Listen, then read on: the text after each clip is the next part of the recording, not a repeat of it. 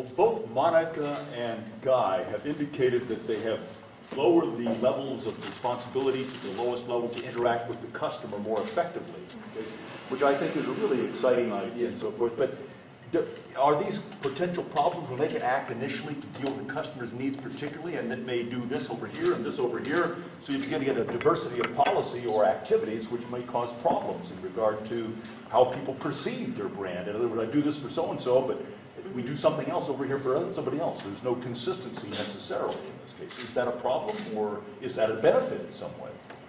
Well, like let me clarify a little bit, because like when let's say like you find that some business rule or some procedure is not logical or it doesn't make sense, then like you actually like you don't change it on the spot because sometimes the system doesn't allow it, but you are totally empowered to help the customer. So you say like we'll do it manually. But you initiate a process, which is a very fast process, but there is a team that is on a rotation basis. We have 2 teams on a rotation basis, and one is actually looking at the processes. So let's say you're going to initiate the process and say, I want this business rule to be killed or simplified, and like within like few days, they look at it, what needs to be done in the systems, what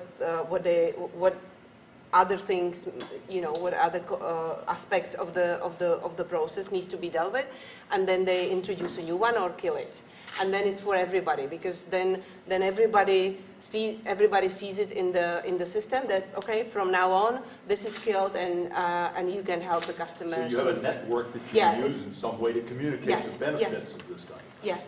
Yeah. The other thing is that we actually have a team, and I was talking to Bill about it, is on a rotation basis that usually on a call centers, let's say call centers, you have some limitations in terms of time, like how long on average you need to deal with a customer, like maybe how much you're entitled to give them as a compensation, etc. And we have a team where there is no limits. You can spend like how much time you want with the customer, and you can give him or her whatever you want. And you know what? Like these people actually give less on compensation because they start to listen to the customer.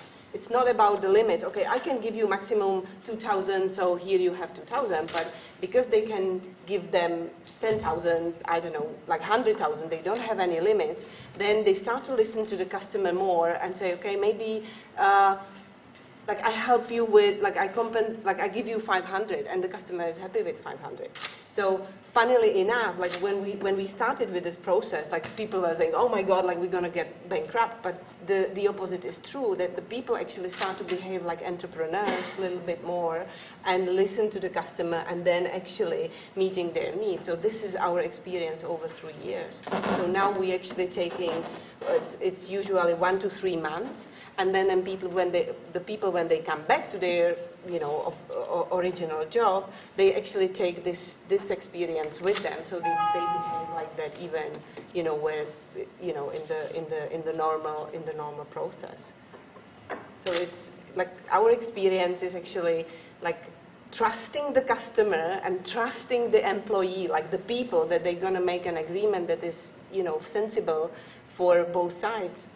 The only thing I would worry about would be 2 customers talking to each other who've got good deals in their own perspective, and then says, well, I didn't get that from you this time, so now I'm going to come back and try to get more from you in this case.